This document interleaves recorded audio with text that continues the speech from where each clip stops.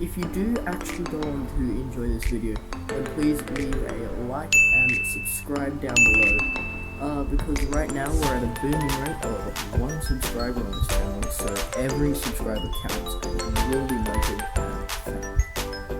Yeah, so please do watch the end of this video, and that'll be very much appreciated.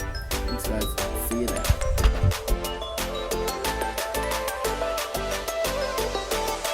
So first off, I'd just like to say we're going to do this video in parts, alright?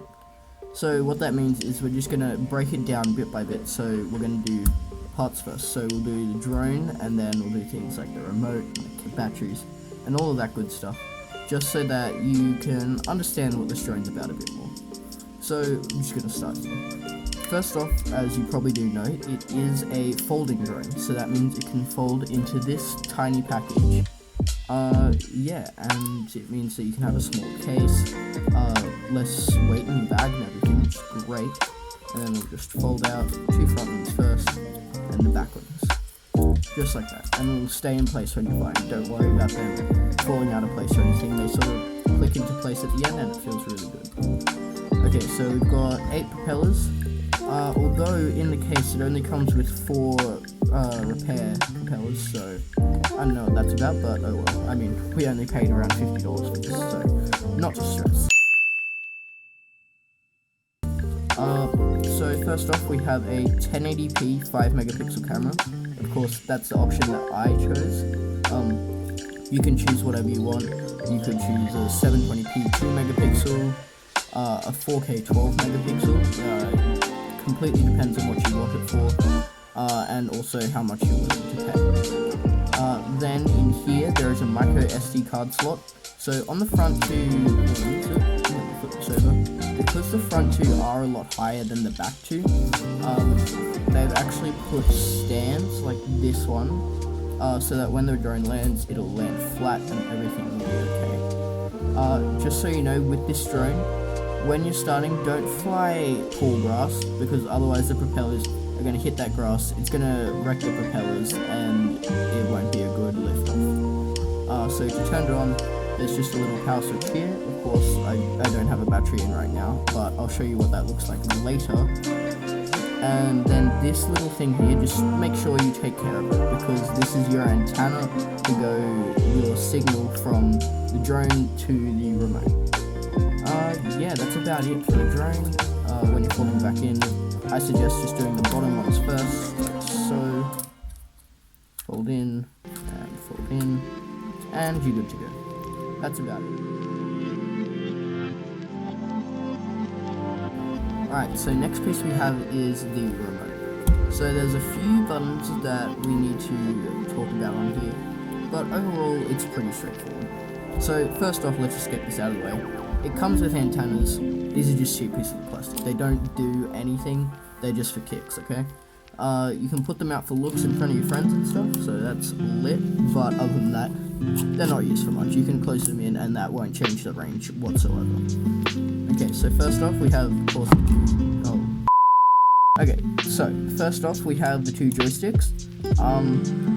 So this one goes up and down, makes the drone go up and down. Then sideways makes it rotate. Of course, if you do want to go like up or down and turn at the same time, then you'll go to the corners with this one. Moving around is just this joystick. Move it around wherever you want, depending on which way the drone is facing. Next thing you need to know is with the drone, it doesn't have heaps of fancy gimbals and stuff, and so you have to self-correct it. So basically, if there's lots of wind and stuff, it's gonna start drifting away. There's no correction sort of boards inside of it that will fix that. So we've got the drone right here, right? So let's say there's heaps of wind going that sort of way. Okay, so the drone's going to start drifting over that way. What you're going to want to do is press the opposite way button. So this will sort of boost these 2 propellers, make them like go a bit faster, so that it can sort of block the wind and sort of go back that way and hold its place. So say if it was going that way and you're tilting forward and drifting over that way, what you're going to want to do is press these 2 buttons, so that it goes back over sort of that way, so that it can stay still in place. I think that should be good.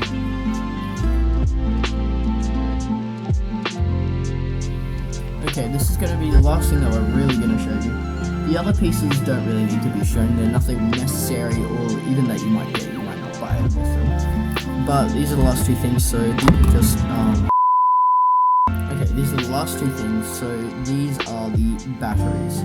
They are pretty small, so don't imagine them to last too long. On here, it says 600 milliamp hours.